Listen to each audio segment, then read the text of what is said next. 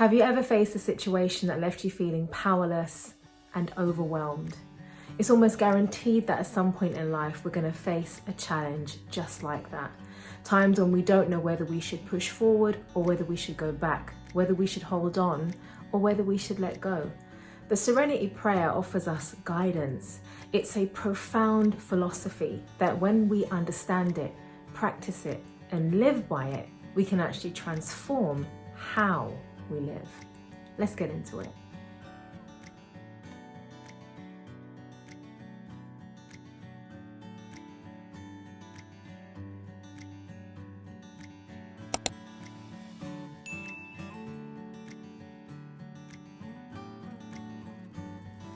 God, grant me the serenity to accept the things I cannot change, the courage to change the things I can, and the wisdom to know the difference.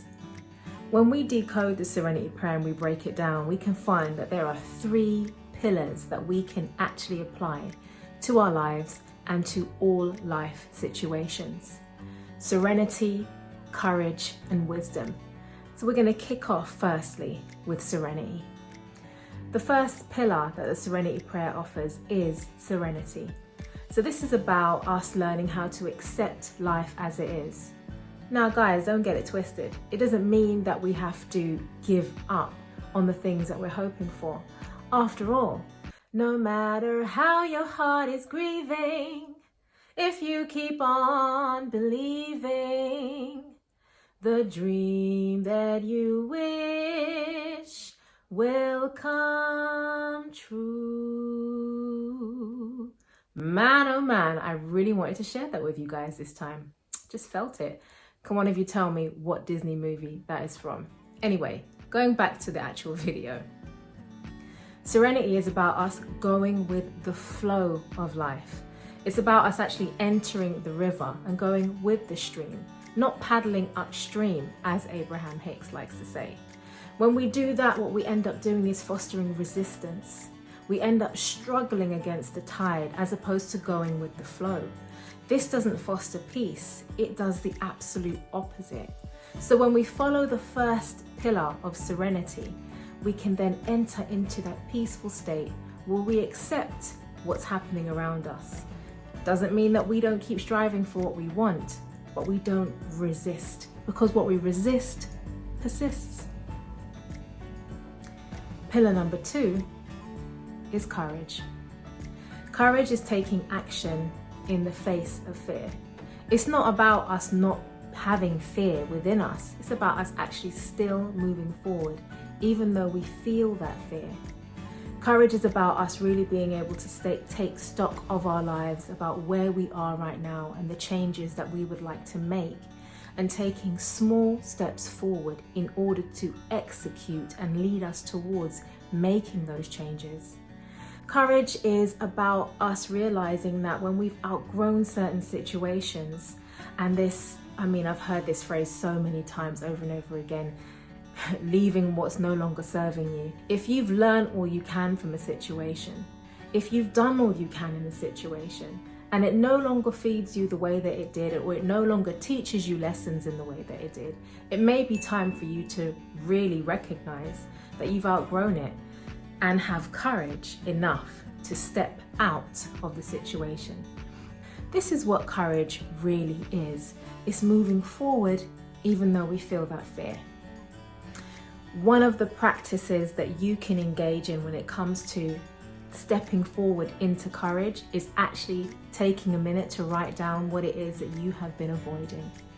What have you been avoiding? Why have you been avoiding it? And then really have a look at how you can go about taking steps towards doing it, taking steps towards executing it. Remember, my loves, every little step counts. This is about doing something brick by brick. A wall doesn't just appear, you have to lay it one brick at a time. So take steps towards what you want. Have courage to move in the direction of your dreams, one brick at a time. The third pillar is wisdom. Oh, honeys, wisdom is about discernment. Being able to really see what you can control and what you can't.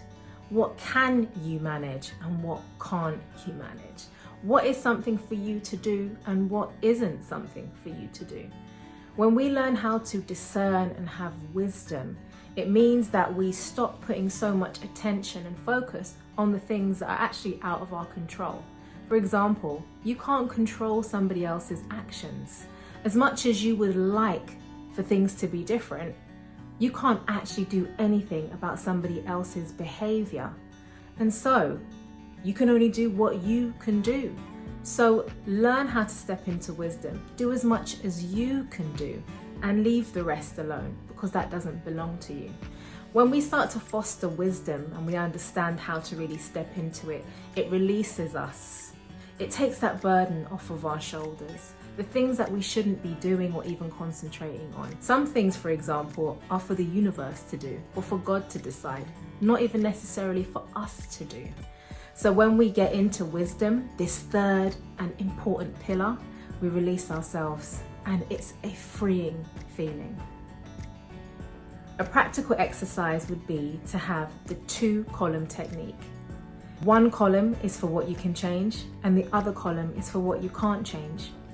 And for the things that you can change, that you've written down in that column, then act. Go to pillar 2. Have courage. Go forward. But for the things that you can't change, you have to release it with grace, and you have to release it with love. Let it go and move on. This is one of the best ways for you to begin to cultivate wisdom. Remember, my loves, if it's something that you can change, then act. Have courage. Take heart, and you'll be able to do it.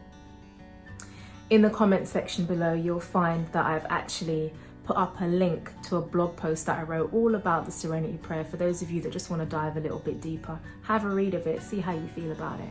I also have included in the comments a link for some more exercises that you can take part in for those of you that really want to see how you can use the Serenity Prayer in your life.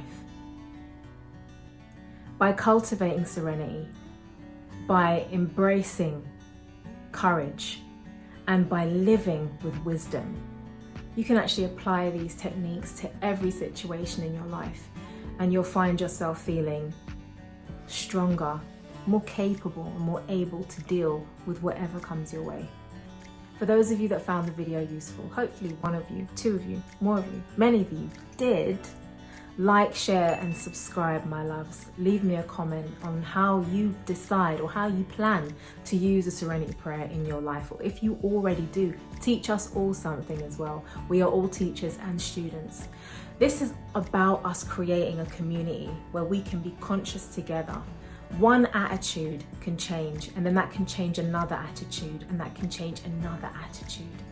And then we begin to change on a mass level, on a global level. This is why this work is so important. So again, my loves, one last time, like, share, and subscribe. Do all of that beautiful stuff. And I'll see you guys in the next video. Peace.